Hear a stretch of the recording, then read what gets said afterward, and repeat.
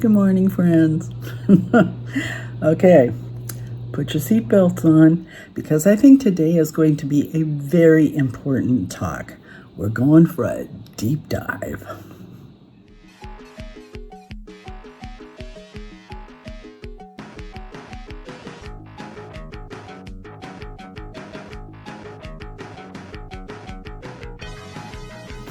Okay, sorry about the reflection on my glasses, but there are just too many notes here. I've got a pad of paper with pages of notes on it, and I've got 4 different tabs open on my computer so that I can go back and forth to things.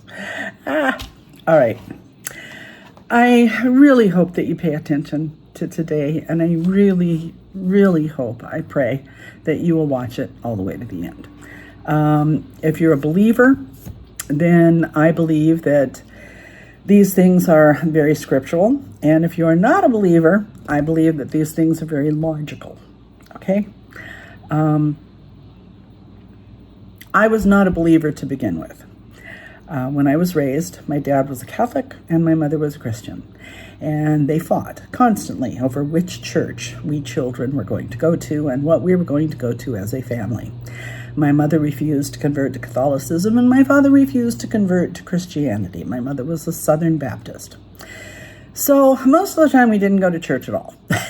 But when we did, if we went to a Catholic church, I was told that my mother was going to hell because she wasn't a Catholic. And if we went to a Christian church, I was told that my father was going to hell because he was practicing idolatry with worshiping Mary and the various saints, etc. ad nauseum. And neither group could see that they were both followers of Christ, which is what the word Christian means. Well, I grew up with kind of a bad taste in my mouth for religion. So I was a very scientific sort of nerdy little kid. And I read constantly, and I was an actress, so I worked constantly. And I didn't really think much about religion.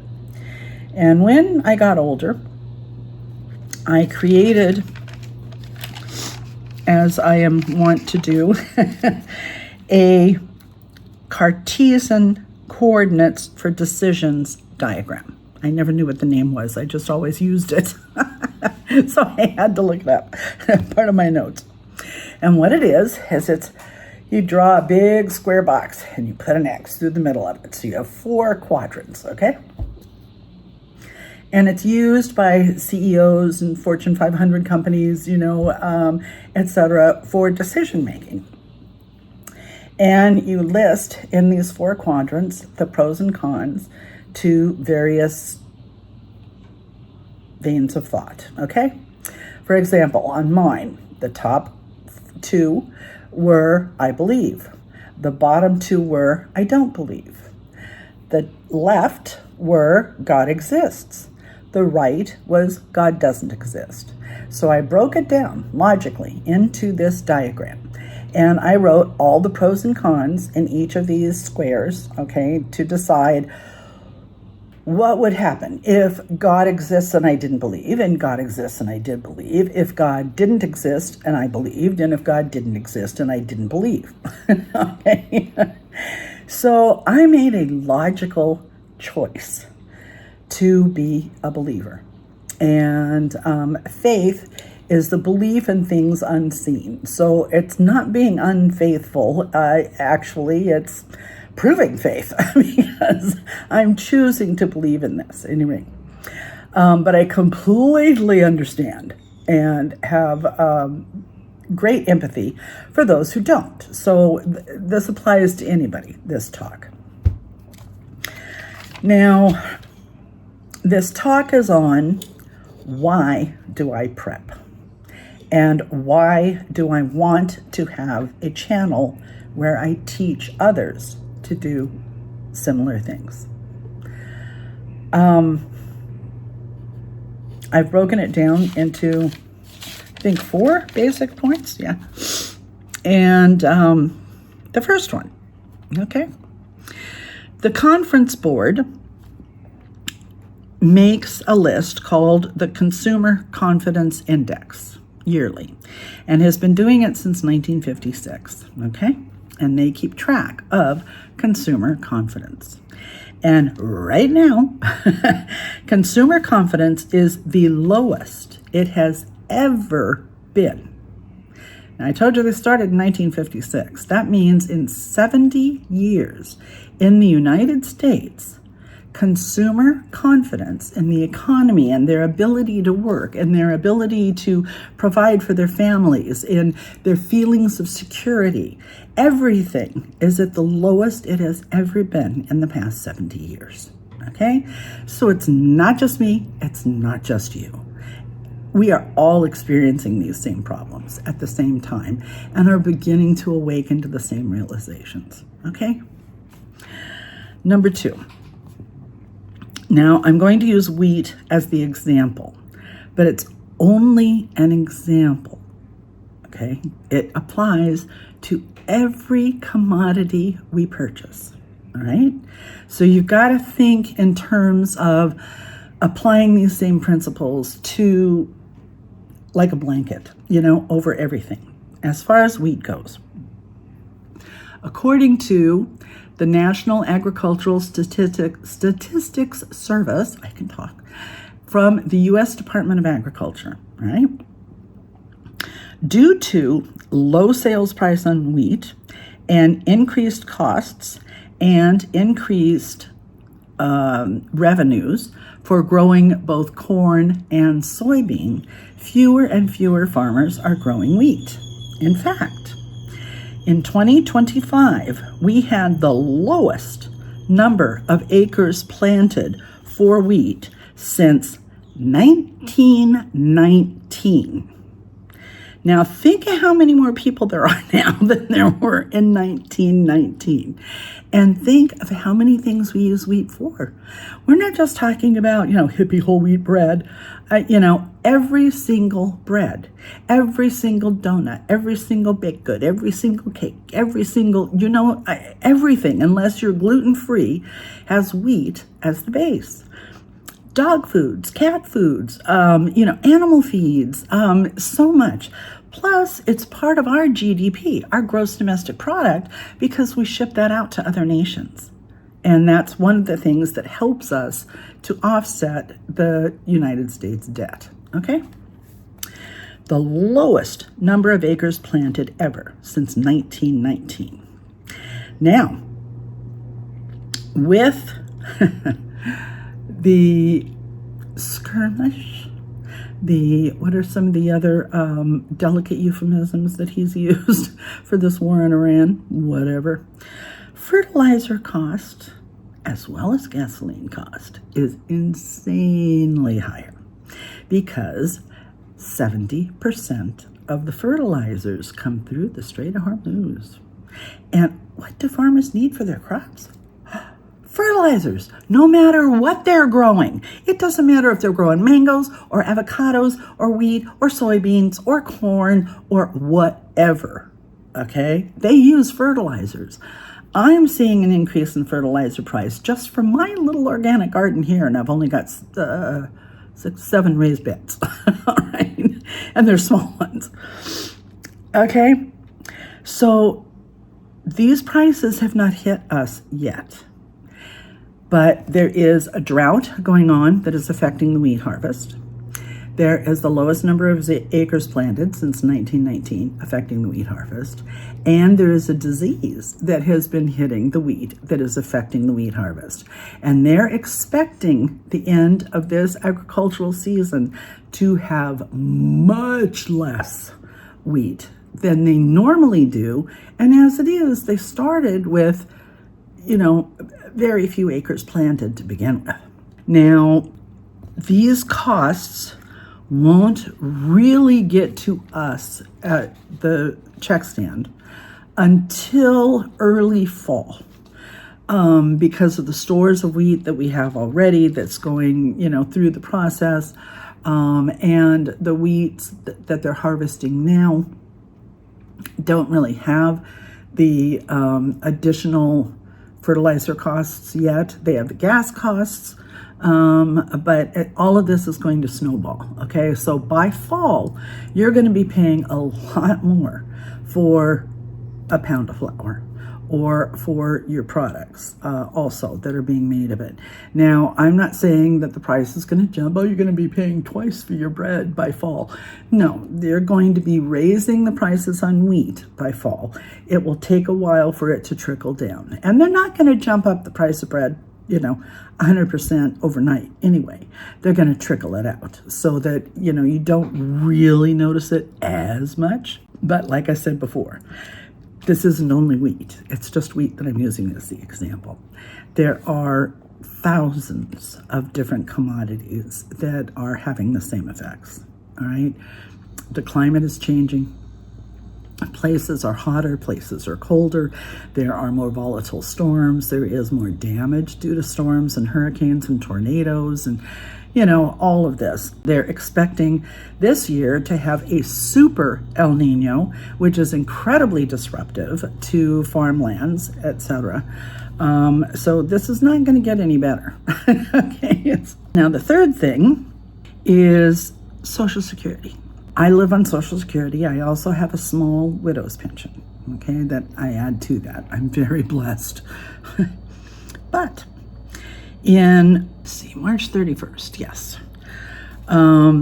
There was a Fortune article on March 19th of 1926, Fortune magazine, who does the Fortune 500, and they are an extremely reputable, as reputable as you can get, source for business and financial information. They posted the Wharton Budget Market Report, okay, from the Wharton School of Business. And they said, we have 6 years until Social Security is insolvent. All the money will be gone. All right? Now, Fortune is a highly reliable source for corporate benchmarking, business journalism, and macro-level financial trends. I looked them up. I knew that they were good, but I wanted to be able to back up what I was saying to you. So I looked it up. They created the Fortune 500, all right? Now, in my editorial that I wrote on my Facebook page, I do a lot of that. So if you ever want to see what I think about things, visit my Facebook page under Desert K. Coward. I asked Google AI, okay?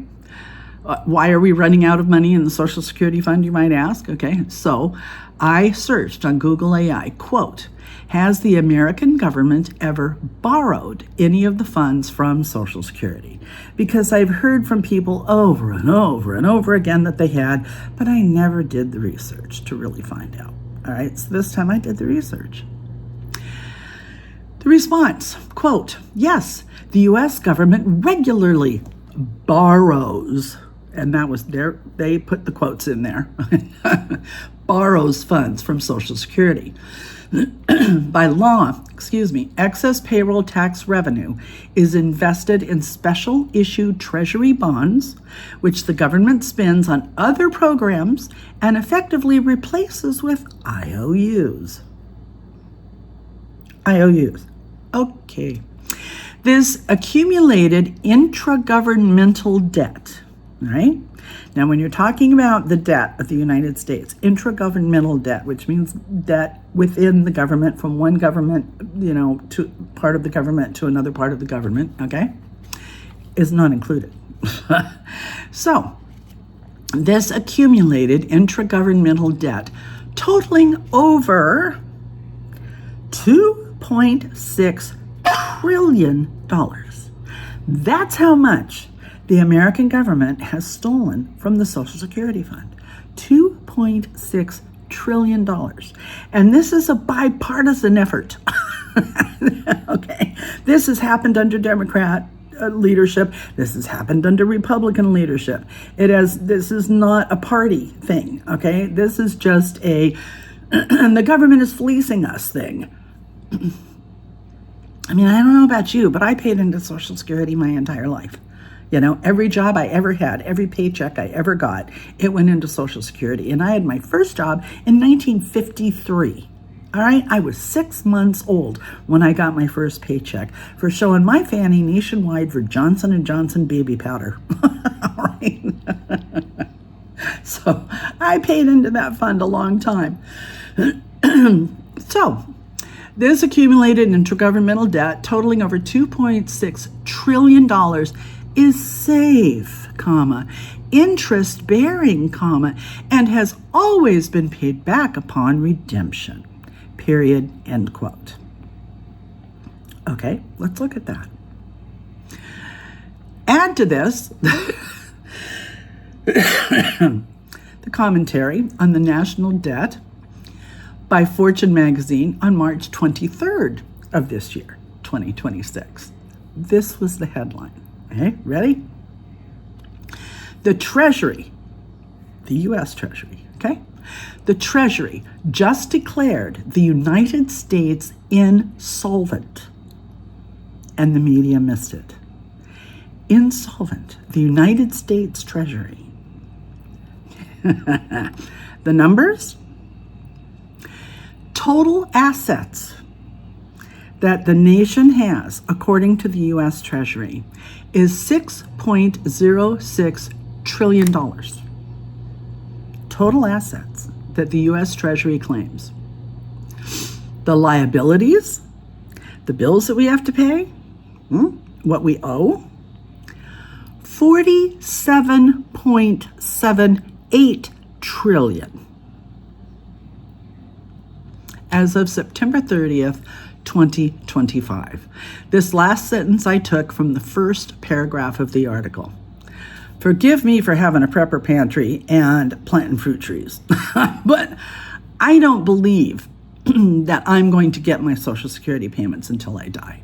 No wars needed, no social unrest to threaten, no gradual weakening of societal norms, no greenhouse gas effects, just our own government stealing from us with impunity.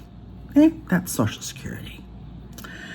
So now we get to number 4, the wars that are going on in the world right now. Okay, you never know when somebody is going to attack whoever. You never know when somebody is going to make an attack on American infrastructure or on our leaders or whatever. I mean, nobody expected Pearl Harbor, yet it happened, and it had a heck of an effect. So let's just take the Iran war right now, okay? Raising money on fertilizers, and which causes price increases on all food. They're raising prices in gas, which causes raising prices on everything we purchase. Everything, okay? Not to mention that we just ticked off the single most threatening nation in the world that hates us. Right? And right here, I'd like to show you a graphic. Okay, to explain this graphic. This is based on reports from March 20 and 21st of 2026. Iran launched 2 intermediate, this is all written by me, but I can't remember this all, so I have to read it to you. Iran launched 2 intermediate range ballistic missiles targeting the joint United States, United Kingdom military base on Diego Garcia in the Indian Ocean. The missiles failed to hit the base. Okay, we were blessed. All right. With reports indicating one broke apart in flight and the other one was intercepted, according to CNBC, right? Now, they didn't make it, but they were expected to. All right? I mean, that's why the interballistic missile, fired at it and intercepted it, right? Which means that they are incredibly close to having that distance be a realistic destination for their munitions, right? Now, that destination was 2,500 miles away from where the munitions were launched, right? This graphic shows from Iran going out in a circle everything they could hit if they decided to get a little testy. All right? Let this sink in for a minute. Seriously. And this, the pink line, the very outermost pink line, is only 1,864 miles from Iran, not 2,500. Picture what Iran could take out, okay, effectively, which is why Trump is so insistent upon Iran not being able to have a nuclear bomb, okay, because everybody fears that they would do something really stupid with it, all right? However, even after we have done what we have done there, according to the United States Department of Defense, or Department of War, as they call it now. Department of War! We're here to infiltrate this police station and extract a POI, because that's what we do! Iran still has 70% of its pre-war ballistic and cruise missiles stockpile, as well as a vast array of attack drones, and they have rebuilding their launch sites already. This ceasefire has been giving them time to rebuild, uncover, and dig in. And they still have all of their enriched uranium. Okay? Now, besides the military threat from what's going on, this war itself, the environmental impact on this. Let me scroll back to my post of the 21st of March. All right. Now, this is according to The Guardian. I did some research on them too because they are a British publication. So I wanted to make sure that they were a good source for information.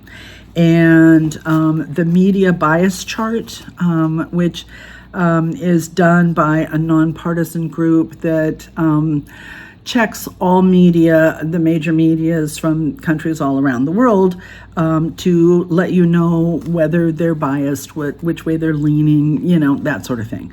So according to the media bias chart, The Guardian is leaning left, but they're still factual. If they claim that something is a fact, you can pretty much count on it, okay? And what they were talking about was the environmental impact on this war.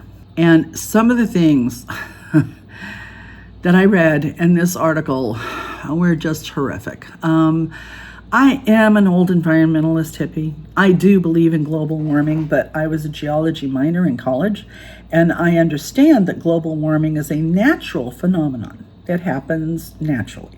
It's not something we can stop. However, it is something that we can exacerbate, and by our way of living, we are bringing it on much faster and much harder than it would naturally be occurring. Now, since the beginning of March, this is The Guardian. Since the beginning of March, thousands of Israeli and American bombs and missiles have fallen on Iran's oil refineries, military bases, industrial areas, and nuclear facilities.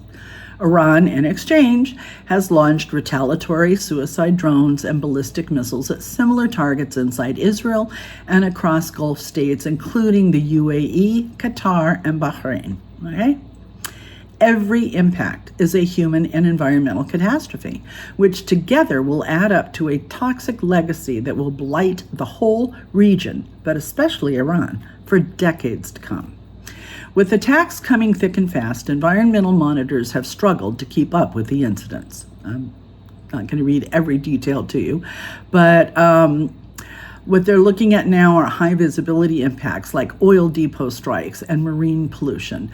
Thousands of targets, mainly military, have been attacked, but there's little public information being given about what have been in them.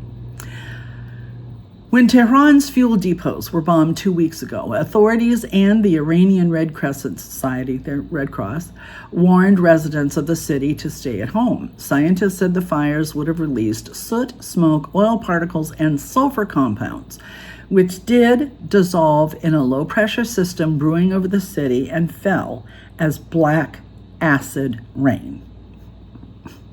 Groovy. Now, while any uncontrolled destruction is potentially environmentally harmful, attacks on military sites are likely to pose a host of additional hazards. The UK-based Conflict and Environmental Observatory said, according to an analysis it published online, likely contaminants would include oils, fuels, heavy metals, energetic compounds, and PFAs, the forever plastics, while fires can release dioxins and furans. Beyond speculation, however, the impact is more difficult to discern. So what this is doing to global warming, it is speeding it up insanely. It is creating an incredible amount of pollution in the Strait of Hormuz and in that entire area around there for all of those people, and will last for generations. It's just horrific. I stockpile because I don't believe my Social Security is going to be there forever. I just don't believe it. If it is, great. I'm ahead of the game. I mean, I always figure if you prepare for the worst and the worst doesn't happen, then even it's something that's bad, but it's not the worst, you're grateful because it's not as bad as you thought it could be. And you're over-prepared. You're prepared enough for it anyway. If the bad happens, you've got it covered. If nothing happens, my gosh, you're rich. I think it's very important to stock food. However, slow and steady wins the race. I do not have much money. I do not have much in savings. I am currently buying a car. I'm currently buying a house. I'm getting insurance on the car, of course. I got a new computer in January that I just finished paying off. And I have had to get a new camera because mine overheated and destroyed all of and that wasn't budgeted, I don't have a lot of extra. So for me to believe in something enough to take the little bit that I do have and put it toward this, I've got to believe it pretty sincerely. Now, what I started doing once I had the room, when we moved into this house, which was April of 2024, when I went to the grocery store, I looked at what Pantry basics were on sale. And I would spend an extra $5 to $10 a week, a grocery trip. That's all, $5 or $10. Usually more like $5. But once in a while, I'd squeak out a little extra. And if flour was on sale, I'd buy some flour. If sugar was on sale, I'd buy some sugar. If tuna was on sale, I'd buy cans of tuna. If canned vegetables were on sale, I'd buy that. It doesn't matter where you start, just start, right? Now you're already on the right track. If you're listening to me to this point, you have some of the same feelings that I do, and millions of other people do as well, okay? Stock food. And I give instructions on how to do that in some of my videos, and I will keep putting the information out there as quickly as I can make it, Stock tools, but buy good ones. Don't buy cheap ones. I'm 73. I don't want to buy another Picmatics in my lifetime, so I'm going to buy a good one so that it'll last me the rest of my life. Act as if you're 73 and you're buying this tool for the last time of your life. If you can't afford the good one yet, then wait and buy a good one of whatever you can afford, little by little. Walmart takes layaway. I used to be called the layaway queen at Walmart in Lancaster, California when I lived there, because Christmas time is always a very lean time for motion picture industry families. And my husband worked in the motion picture industry. So in September, I would do my Christmas shopping and I would put it all on layaway, let layaway store it so that my kids couldn't find it, and I would literally pick it up on Christmas Eve, wait till the kids go to bed, drive to Walmart, pick it up, bring it home, and wrap it all that night. I didn't sleep a whole lot of Christmas Eves, but we got it done, and they didn't find out what it was ahead of time. So good stock tools, stock food, okay? Learn skills. Learn how to bake bread. Learn how to can food. Learn how to garden. You don't have to garden and make all of your food now, but you need to know what you're doing so that when the time comes, you do know what you're doing, okay? Learn to garden. Learn to cook. Learn to can. I have a degree in psychology. I also have a degree in archaeology/geology. Do I use either of those to support myself today? No. But I do use the skills that I have. I am a welder. I am a carpenter. I understand construction. I took mechanical drawing and drafting. I can draw a rough schematic of, how I want my compost pile to be, or how I want to build my goat pen, or, Those are skills that will very much be needed if the fecal material does hit the fan. Now, I do not want you to be afraid. I'm not saying any of this to make you afraid. I think that a lot of you are afraid already. I'm saying this to make you feel secure and to make you know that there is something you can do about it, to change this, to change it for you and your family. 2 Timothy 1:7. For God did not give us the spirit of fear, but of power and of love and of a sound mind. So you sit down and you make your little 4-corner diagram with the cross in the middle, with the pros and cons of each, and apply it to prepping. And think about the things that are going on in the world today and the possibilities, and see if you think you would like to start having a little bit of a security blanket too. I really hope that this gives you some hope. I really hope that you listen. You can do this. Do a little at a time. You got this. I love you. Thank you for being here.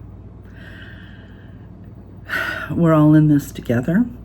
And in Mexico, we say, una mano lava la otra. One hand washes the other. So we got to take care of each other. And I'd love it if you give me a like. I'd love it if you give me a subscription. If you want to share this, that would help me and the people you share it to tremendously. You can check on any of the statistics. That's why I gave you the names of all of the places, the media bias chart for The Guardian, the Cartesian coordinates for making the decisions, the Conference Board Consumer Confidence Index, I took you to the U.S. Department of Agriculture, their National Agricultural Statistics Service. Why am I having trouble saying statistics today? I don't know. I took statistics in college. I can say it then. Anyway, thank you so much for being here. God bless you, and have a good day. Toodles. A little postscript. I just got through watching the video, and I noticed some omissions. One of the things I want to say is a lot of people use the excuse of wait on the Lord. Okay. Isaiah 40:31, Psalm 27:14.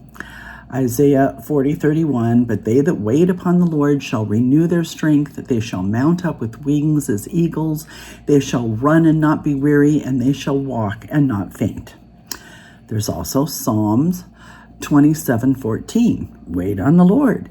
Be of good courage, and he shall strengthen thine heart. Wait, I say, on the Lord. There's a basic difference between English and the languages that the Bible was written in, okay? Wait in English is a passive verb.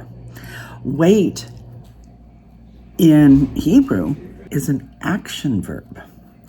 Wait on the Lord means to wait as a watchman on watch, walking the parapets of the castle, and fully armed, fully clothed with armor, and watching expectantly and completely prepared. Okay? It does not mean sit on your butt and wait for God to take care of it for you.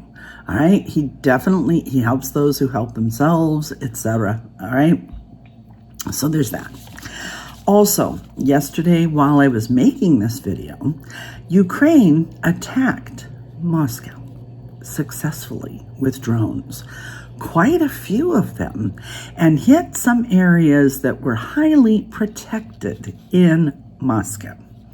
So, I don't want to throw around the term World War III. It's just, I don't know. I don't even want to picture what that would mean. But we do have China wanting Taiwan and trying to get the U.S. on their side. We do have the Ukraine and Russia conflict. And we do have us and Israel, of course, with Iran, and also Hamas and Israel. So there's a lot of unrest going on. Okay. Another thing I wanted to talk about is my goal is to have enough food stored for 1 year. I don't have it yet. I have 9 paint buckets so far, filled with well-processed and well-packaged food, all dry goods in those, and I have canned goods on shelves as well. But and the next thing is only stock what you eat. Don't use this as a, well, I really should do this, and etc. If your family doesn't eat a food, don't stock it. You need to have familiarity. You need to have something seem the same, as you're going on. And also rotate your stock. My goal is to have the 1 year, but I don't want to just set that aside and leave it alone. I want to continually, if you really stock what you eat, I want to keep using out of my pantry and replenishing it over and over and over again so that it is a cyclical system. All right. Now, I looked up how many preppers are there. There are up to 23.4 million preppers in the United States alone. All right, so there's a lot of us that are feeling this way. And another reason why I believe that prepping is a no-brainer is prices only go up. They don't go down. They keep going up. So whatever price you're buying the food at today, it's going to be more tomorrow, next week, next month, next year. So regardless of whether an emergency happens or not, you're still getting it at, if you're buying everything on sale, like I suggested, you are getting it at the least expensive that you can possibly obtain it at this time, and it will cost less in the long run. So that's it. I love y'all. God bless y'all. And I really hope that you got a couple of little kernels of information out of this. And please come back. Toodles.